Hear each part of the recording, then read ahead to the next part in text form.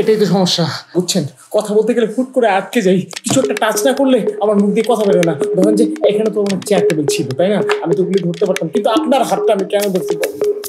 কারণ আমি যখন ফাঁকা জায়গায় থাকি তখন তো আমাকে মানুষকে টাচ করতে হয়। মানুষ যে আমার সাথে কি কি জানি করে, ডক্টর আমাকে বোকা দেয়, আমাকে মারে, আমি অনেক যন্ত্রণার মধ্যে আছি ডক্টর। আমার লাইফে কি কি জানি হচ্ছে ডক্টর, আপনি আমাকে বাঁচান ডক্টর, হেল্প করেন।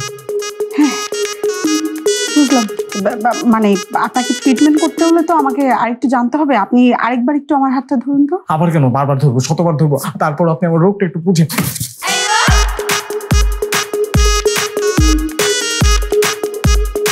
এত রাতে তুমি আমাকে এখানে ডাকছো, আম্মা যদি দেখে খবর আছে।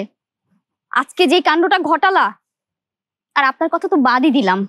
থাক থাক থাক, আমরা এখন আর এসব কথা না বলি। হ্যাঁ, এই যে আমার বাবাকে নিয়ে আসছি, আমার বাবা তোমার সাথে কিছু কথা বলবে। বাবা, আমি ওইটাই বলি, এসব কথা আমরা বাদ দিই। তোমার এই যন্ত্রণা আমি আর নিতে পারবো না। আজকের পর থেকে তোমার সাথে আমার যত প্রেম ভালোবাসা বিয়ে যা ছিল সব শেষ। আমি চলে যাচ্ছি।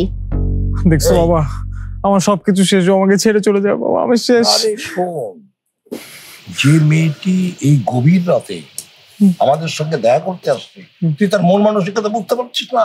ওর কতটা টান আছে আমাদের প্রতি, কতটা ভালো লাগা আছে তোর প্রতি। তাহলে আসে, ও তো বুদ্ধিমান। শোনো বাবা, তুমি পারো এই সমস্যার সমাধান করতে। আমি চাচ্ছি তুমি বুদ্ধিমান নেই, একটা রাস্তা বলে দাও তো, আমরা সেই পথে যেতে চাই। মানে আমরা সমাধান চাই, সেই সমাধানের পথটা তুমি বলে দাও।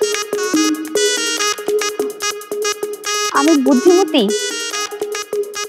আমি সমাধান দিতে পারবো? অবশ্যই পারবা, তুমি পারবা তো কে পারবে? আচ্ছা, এটা তো একটা রোগ, আর যেহেতু এটা একটা রোগ, আপনারা ডক্টরের কাছে যেতে পারেন। ডক্টর নিশ্চয়ই এটা একটা সমাধান দিতে পারবে। চমৎকার, মানে দেখেছিস কি চমৎকার বুদ্ধিমান মেয়ে, কি সুন্দর সমাধান। হ্যাঁ, আমরা তো অবশ্যই যাবো। ঠিক আছে মা, তুমি যাও। আম্মা, আম্মা ডাকে। ঠিক আছে।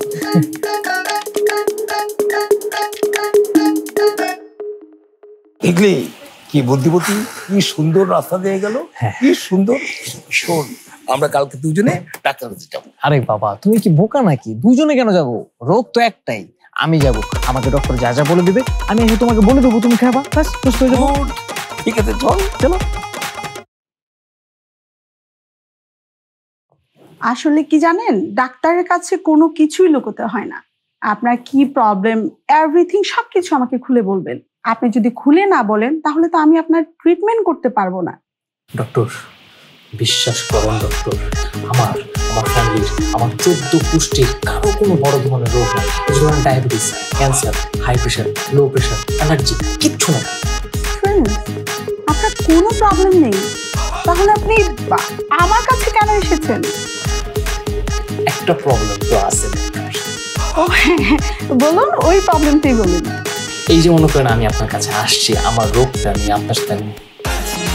আরে আরে, আপনি কি বমি করবেন? ও বাবা, আচ্ছা আচ্ছা, বলুন তাহলে। আরে এটাই তো সমস্যা, বুঝছেন? কথা বলতে গেলে ফুট করে আটকে যাই, কিছু একটা টাচ না করলে আমার মুখ দিয়ে কথা বেরোয় না। ধরেন যে এখানে তো আমার চেয়ার টেবিল ছিল, তাই না? আমি তো ওগুলি ধরতে পারতাম, কিন্তু আপনার হাতটা আমি কেন ধরতে পারবো?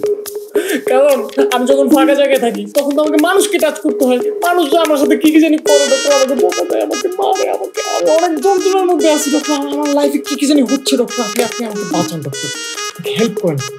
হ্যাঁ বুঝলাম, মানে আপনাকে ট্রিটমেন্ট করতে হলে তো আমাকে আরেকটু জানতে হবে। আপনি আরেকবার একটু আমার হাতটা ধরুন তো। আবার কেন? বারবার ধরবো, শতবার ধরবো, তারপর আপনি আমার রোগটা একটু বুঝেন।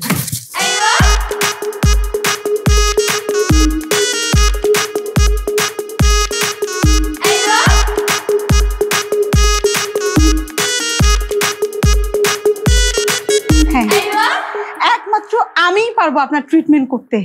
আমি ছাড়া আর কোনো ডাক্তার আপনার এই ট্রিটমেন্ট করতে পারবে না।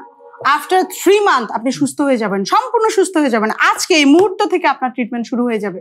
আপনি হলেন যে আজকের রাত থেকে আমার সাথে কন্টিনিউ লেগে থাকবেন, ফোনে কথা বলবেন, আমি যা যা করতে বলবো সব করবেন। অনলি আফটার 3 মান্থ আপনি সুস্থ হয়ে যাবেন। আপনি কি শুনবেন আমার কথা? আপনি সুস্থ হতে চান? হ্যাঁ, আপনি যা বলবেন তাই করবো আমি। আমার সব কথা শুনতে হবে? হ্যাঁ, একদম শুনবো। শুধু তাই না, আমার সব কিছু মেনে চলতে হবে, পারবেন তো? ওকে।